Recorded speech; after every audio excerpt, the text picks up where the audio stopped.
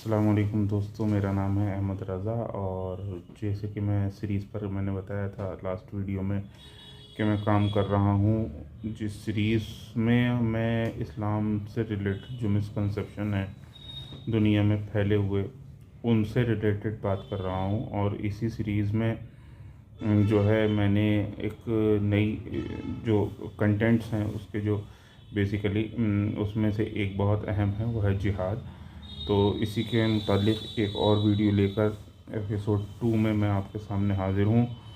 इसमें जो पंजाब के इमाम हैं उनसे उनका एक बेहद ही बढ़िया बयान, बहुत ही डिटेल्ड बयान हमारे सामने है। तो उस बयान को देखिए, हम शुरू करते हैं और आपके सामने सच को वाज़े करने की कोशिश करते हैं और इसे समझिए और फिर इंशाअल्लाह इस पर आगे बात करेंगे। तो देखते हैं इस बयान को और फिर आगे बात करते हैं। Let's start. मतलब बेकसूर लोगों को मारना है, कत्ल करना है। इस्लाम ने कहा जिहाद करो, लेकिन कब कहा? जब बेटियों को जिंदा दफन किया जाता। जिहाद को लड़ने को ही कहते हैं, लेकिन किन के खिलाफ लड़ा जाए? एक लफ्ज है जिहाद। लोग इस पे बात करते हुए डरते हैं और जो बात करते हैं वो इसका गलत मफहूम बयान करते हैं। कुछ लोग कहते हैं कि इसका मतलब मेहनत करना है, कुछ लोग इसको कहते हैं कि गुनाहों से बचने का नाम है। जो यूरोप का मीडिया है जिसने पिछले 300 साल से इस लफ्ज के गलत मायने निकाले, वो कहते हैं कि जिहाद का मतलब बेकसूर लोगों को मारना है, कत्ल करना है, आतंकवाद फैलाना है। और जो इसके बचाव में बात करते हैं वो कहते हैं नहीं नहीं, इसका मतलब लड़ना नहीं है। और इस बात से आप कैसे इनकार कर सकते हैं कि कुरान शरीफ ने अपनी तालीमात के दौरान जिहाद का जिक्र किया है? तो फिर ये क्या है क्या? क्यों नहीं आप दुनिया को ये बता पा रहे कि इसका मतलब क्या है? इसमें खुदा क्या चाहता है, क्या दुनिया को कहता है अपना रब? जब तक ये बात वाज़ेह नहीं होगी तो जो दुश्मन है वो ये कहेंगे कि ये जुल्म का ऐलान है, और जो बुज़दिल है वो ये कहेंगे कि नहीं नहीं, इसका नाम सिर्फ मेहनत करना है। जबकि अगर आप कुरान पढ़ेंगे अगर इत्मीनान से, क्योंकि कुरान पढ़ना हिकमत वाले लोगों का काम है, समझदार लोगों का काम है। जब आप अल्लाह के कुरान को पढ़ेंगे तो पता ये लगेगा कि हाँ, जिहाद तो लड़ने को ही कहते हैं, लेकिन किन के खिलाफ लड़ा जाए, उसकी कैटेगरी क्या होगी, उसका क्या रवैया होगा, क्या शक्ल होगी, क्या सूरत होगी। अंग्रेज ने जब भारत के ऊपर कब्जा कर लिया तो उस वक्त भारत के मौलवियों ने कहा कि अंग्रेज के खिलाफ जिहाद। कादियानी ने उस वक्त सबसे ज्यादा जोर लगाया, इसी बात पर लगाया कि मुसलमान अंग्रेज के खिलाफ जिहाद ना करें।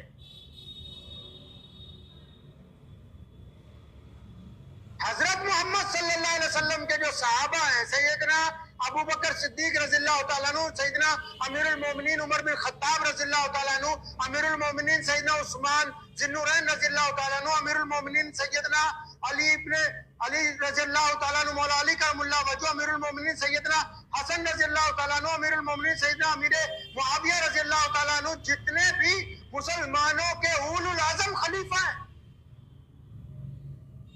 उन सबकी जिंदगी में यह अमल आया है। इसका मतलब क्या है?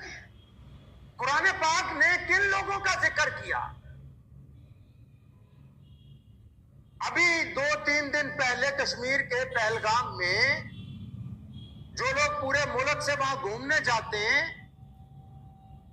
तो उनको, उन निहत्थे लोगों के ऊपर गोली चलाई गई, कई लोगों को उसी मौके के ऊपर मार दिया गया। इसको जिहाद कह सकते हैं। मैं बड़ी जिम्मेदारी के साथ ये बात कहता हूं कि 1450 साल पहले जब हजरत मोहम्मद सल्लल्लाहु अलैहि वसल्लम के दौर में भी जब वहां के करीब के मुल्कों के लिए इस्लामी फौजें रवाना हुई तो कुरान ने शरीयत ने, इस्लाम ने, मोहम्मद रसूलुल्लाह ने उनके लिए कुछ कवानीन तय किए, असूल बनाए, ज़ाब्ते बनाए कि कैसे जाओगे। उनमें पहला ज़ाब्ता क्या था, क्या हुक्मनामा जारी हुआ? प्यारे मोहम्मद अलैहिस्सलाम ने जो दुनिया के लिए रहमत बन के आए, क्या हुक्म जारी किया कि जाने वालों, सिपाहियों, सुनो कि जब तुम निकलोगे तो जब नई आबादियों में जाओगे, अगर सामने कोई निहत्ता आ जाए, अगर सामने कोई ऐसा आ जाए जिसके पास ना तीर है, ना तलवार है, ना भाला है, ना वो तुम्हें कोई नुकसान पहुंचा सकता है, तो याद रखो जो हथियार बंद नहीं है उसको मारना जायज नहीं, उसके खिलाफ लड़ाई नहीं हो सकती। अगर शरीयत के कानून को समझे तो फिर ये जिन लोगों ने निहत्ते लोगों के ऊपर गोली चलाई, इसका मतलब वो इस्लाम को मानने वाले नहीं है, वो शैतान को मानने वाले हैं। क्योंकि इस्लाम ने तो पहले कह दिया कि निहत्तों पर, औरतों पर, मुसाफिरों पर, बूढ़ों पर, बच्चों पर, दूसरे की इबादत गाहों पर, यहाँ तक फरमाया उनकी खेतियों पर, फरमाया उनके बागात पर, उनकी फलदार चीजों पर कतई हमला नहीं कर सकते, क्योंकि वो तुम्हें कोई नुकसान नहीं पहुंचा रहे। तो जिस मजहब ने दरिया के किनारे वजू करते हुए कह दिया हो, जिनके नबी ने कि पानी इतना इस्तेमाल करना जितना चाहिए हो, बाकी पानी नहीं खराब करना, दूसरे पानी को गंदला ना करना, तो फिर ये कौन होते जो उस मजहब का नाम लेकर किसी का खून बहा दे? जिस दीन ने पानी को जाया करने से मना कर दिया, उस दीन में नाजायज खून बहाने को किसी तरह जायज नहीं करा। माने ही बदल दिए, मतलब ही बदल दिया इस्लाम का। क्यों? क्योंकि जो बदमाशी कर रहे हैं, जो आतंकवाद फैला रहे हैं, जो गुंडागर्दी कर रहे हैं, वो तो चिल्ला के कह रहे हैं कि हम बदमाश हैं, हमने इस्लाम का परचम पकड़ लिया। और जो इस्लाम के वारिस हैं, जो अमन के पैगंबर हैं, जिनके जिम्मे ये दीन दिया गया, वो खामोशी के साथ तमाशे बना हुए इस गुंडागर्दी को देख रहे हैं। ये कहते क्यों नहीं कि ये जो सामने इस्लाम का नाम लेके दूसरों को नाहक कत्ल करते हैं, इनका इस्लाम से कोई लेना देना नहीं। इस्लाम ने कहा जिहाद करो, लेकिन कब कहा? जब बेटियों को जिंदा दफन किया जाता। इस्लाम ने कहा कि हाँ, जालिम के खिलाफ लड़ना। किन के खिलाफ? जो गरीबों का कत्ल करते थे, जो मजलूमों के पैरों में बेड़ियां पहनाते थे, जो लोगों की बच्चियों को घरों से उठा कर ले जाते थे, जो लोगों को बंधुआ मजदूर बनाकर रखते थे। कब कहते हैं कि हमने कुरान ने नहीं बात की जिहाद की? लेकिन इस्लाम का जिहाद उस सर्जिकल स्ट्राइक की तरह है जो सिर्फ जुल्म के खिलाफ लड़ने की बात करता है, जो आतंकवाद के खिलाफ लड़ने की बात करता है, जो ज्यादतियों के खिलाफ लड़ने की बात करता है, जो बेटियों की इज्जत लूटने वालों के खिलाफ लड़ने की बात करता है। इस्लाम के जिहाद ने कभी गरीबों को मारने की, मजलूमों को मारने की बात